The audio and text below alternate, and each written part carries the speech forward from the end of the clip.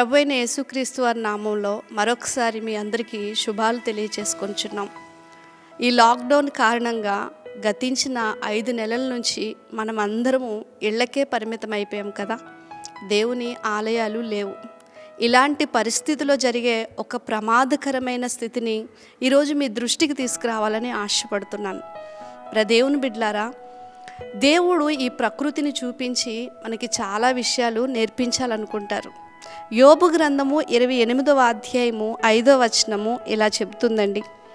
భూమి నుండి ఆహారము పుట్టును, దాని లోపలి భాగము అగ్నిమయమైనట్టుండును అని. భూమి లోపలి భాగం మండుతుంది కాబట్టి భూమి మీద పంటలు పండుతున్నాయి, మనం ఆహారం తినగలుగుతున్నాం. అలాగే మన శరీరంలో కూడా ఎప్పుడు కొంత ఉష్ణోగ్రత అనేది ఉంటుందండి. చూడండి, చనిపోయిన వాళ్ళ శరీరం చల్లబడిపోతుంది అంటే వారి లోపల వేడి లేదు కాబట్టి వారి జీవక్రియలన్నీ ఆగిపోతాయి, వారు చనిపోతారు. అంటే మనకి బయటికి జీవక్రియలు జరగాలన్నా, భూమి పంటనివ్వాలన్నా లోపల ఏముండాలి అంటే వేడి అనేది ఉండాలి అండి.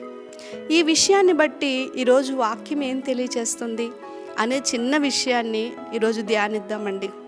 ఈ లాక్డౌన్ కారణంగా చాలామంది విషయాల్లో ఆలోచన చేస్తే 2 రకాలుగా మనుషులు స్పందించారండి ఈ పరిస్థితుల్లో. ఒకటి, సంఘానికి నేను దూరం అయ్యాను, దేవునిలో నేను వెనుకబడిపోతానేమో అని కొందరు ఇంకా ఎక్కువ ప్రార్థన చేస్తూ ఇంకా దేవునికి దగ్గరైన వారు కొందరైతే, కొందరు ఇదే అవకాశంగా తీసుకొని అడిగేవారు లేరు కాబట్టి లోక సంబంధమైన వార్తలు చూడటంలోనూ, ఇంకా చెప్పుకోవాలంటే పాపము విషయంలో పడిపోయిన వారుగా కొంతమంది ఉన్నారు. ఈ 2 రకాల మనుషుల్లో మనం ఏ కోవకి చెందుతాం?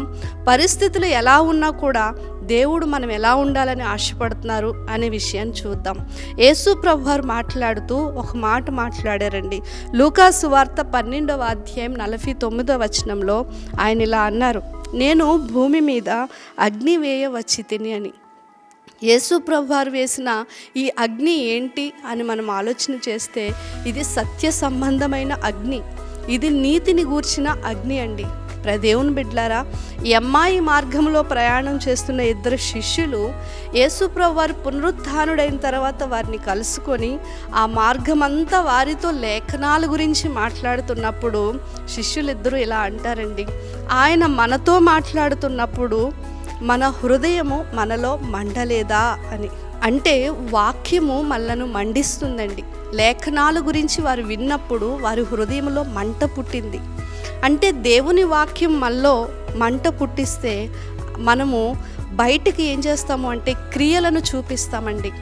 ఒకవేళ మనము మండి ఉన్నామా, ఆరిపోయామా అని తెలుసుకోవటం ఎలా అంటే, దేవుని వాక్య సంబంధమైన మంట మనలో లేకపోతే, ప్రార్థన చేయకపోయినా, బైబిల్ చదవకపోయినా, సువార్త ప్రకటించకపోయినా, నిజం చెప్పాలి అంటే పాపం చేస్తున్నా కూడా మనలో పెద్ద చలనం ఉండదు, ఏం కాదులే అన్నట్లుగా ఉంటాం. ఒకవేళ అలా మన జీవితం ఉంటే తప్పకుండా పరీక్షించుకోవాలి, మనము ఆత్మీయంగా చల్లారిపోయాము అని.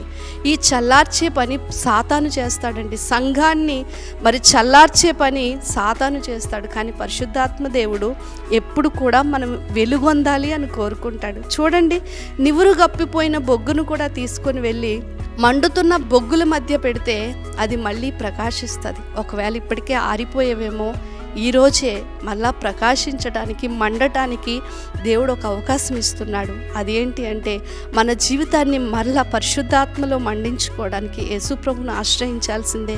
వాక్యాన్ని, ప్రార్థనని ఆశ్రయిస్తే దేవుడు మళ్ళీ మనలను వెలుగొందిస్తారు. ఒకవేళ ఇప్పటికే నువ్వు వెలుగొంది ఉంటే వాక్యం సెలవిస్తుంది, వెలిగింపబడిన దీపము కొంచెం కింద పెట్టకూడదు కానీ అందరికీ వెలిగివ్వాలి అని.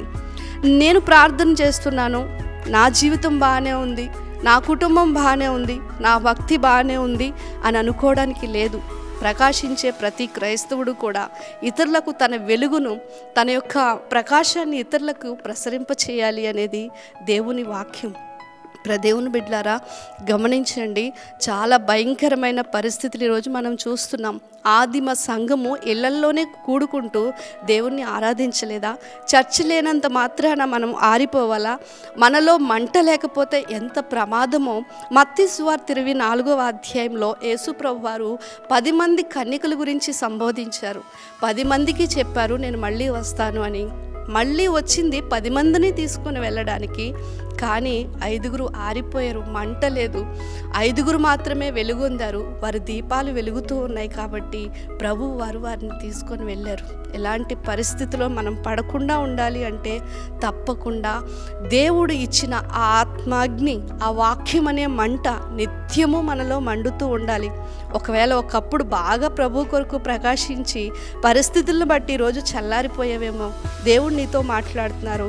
మరలా నీవు వెలుగొందే గొప్ప అవకాశాన్ని యేసు ప్రభువారు తన ఆత్మ ద్వారా నీకు అందించాలని ఆశపడుతున్నారు. కాబట్టి ప్రార్థన చేద్దాము. ప్రభువా, నేను చల్లారిపోయిన స్థితిలో ఉన్నాను, నన్ను వెలిగించండి అని ఆయన వేడుకుందాం. భూమి కింద భాగం మండితేనే పైన పంటలు పండుతున్నాయి. శరీరంలో ఉష్ణోగ్రత ఉంటేనే మనము జీవక్రియలన్నీ సరిగ్గా జరగగలుగుతున్నాయి, జీవించగలుగుతున్నాం. అలాగే మన లోపల వాక్యము, ఆత్మ అనే మంట ఉంటేనే క్రైస్తవులుగా మనము క్రియలను చూపించగలం. ఒకవేళ అలా లేదు అంటే మనం ఆత్మీయంగా మరి చల్లారిపోయిన స్థితిలో ఉన్నాం. చల్లారిపోయిన స్థితిలో మనం ఉంటే యేసు ప్రభువారి రాకల్లో విడవబడే ప్రమాదం ఉంది. ఏ గడియో ఏ జామో ప్రభువు వారు రాకడ మనకు తెలియదు. కాబట్టి ఆరిపోయిన స్థితిలో ఉంటే విడవబడే ప్రమాదం ఉందని తెలుసుకొని వెలుగొందే ప్రయత్నము మొదలు పెడదాం.